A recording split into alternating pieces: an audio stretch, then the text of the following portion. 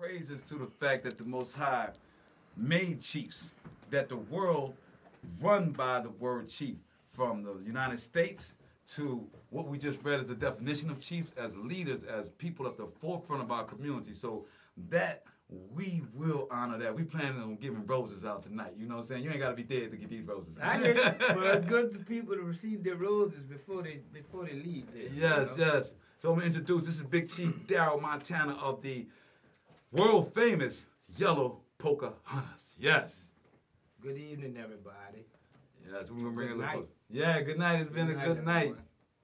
So we've been talking to the chiefs about this culture and about coming together. When we spoke with Shaka, we talked about that in together in his travels, in his studies of culture and the history and knowing about this culture. Bringing in Big Chief Walton, talking about how the mentality of the tribe is. It's us. It's not one. It's not the other person. That is the cornerstone of a tribe. And then bringing Big Chief Black in and Big Chief talking about how understanding that we, as we're learning as a chief, the thing that impressed me is how humble all big chiefs are. Anyone that's worth his salt as a big chief is humble because of you've gone through so many things that have knocked you down and you stood right back up. Never let anything hold you down. And then let other men and inspired other men to do the same. Most people ain't got enough inspiration for themselves. I'm going to say this, that when you start the journey of this chief, there's not a how to be a good chief guide. I remember when I was becoming chief in the community, they would say, after coming after my father, Big Chief Allison Tootie Montana, that they would always say that I had big shoes to fill. And, you know, for folks to constantly say that to you, you know, it's a lot of pressure just making a suit, let alone taking over the role as a chief. And when I found that I was gonna be chief, then I say, well, I took on, I think, the presence of a chief. That's you right. know, I never really got involved in it to be a chief. I just wanted to be a part of the culture. But when my chief made me chief, I was chief. That's right. And nobody can deny me. That's right. You know what I'm That's saying? right. And that's the kind of attitude you have. But you have to have. But also, even with having that kind of attitude, you also have to have the tenacity and the discipline to make it happen. Because everybody can talk about being a chief, but do they have the wherewithal to make it happen? And Exactly. that's you know, it's not an easy road. I always say this, that I would not wish it on my worst enemy. Come on, Chief. You wouldn't wish being a chief on your worst I'm enemy. telling you, it's a whole lot of work involved with that. The people see the beauty of it, but they don't know what it takes, the process. Right. The process is a sacrifice.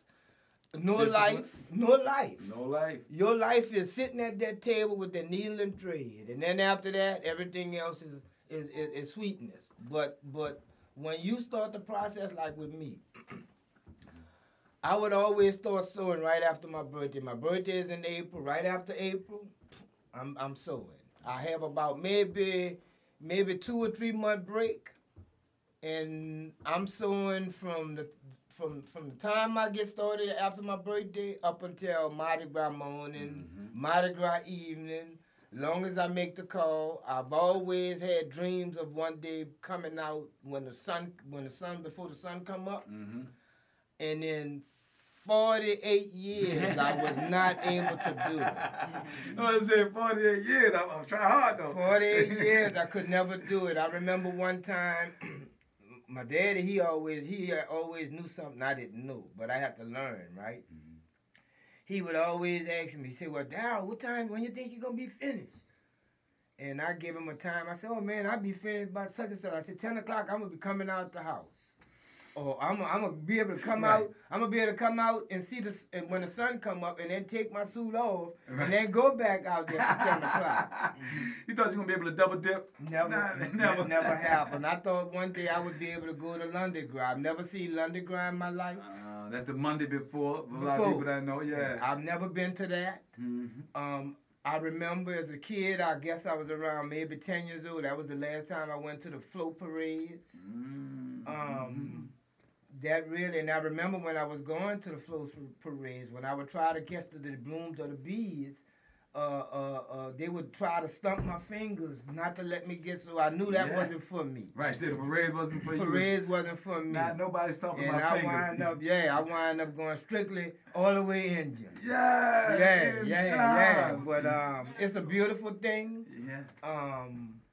It's a beautiful thing. There's some things in it, some ugliness in it that I don't like, but I try to stay focused on my craft.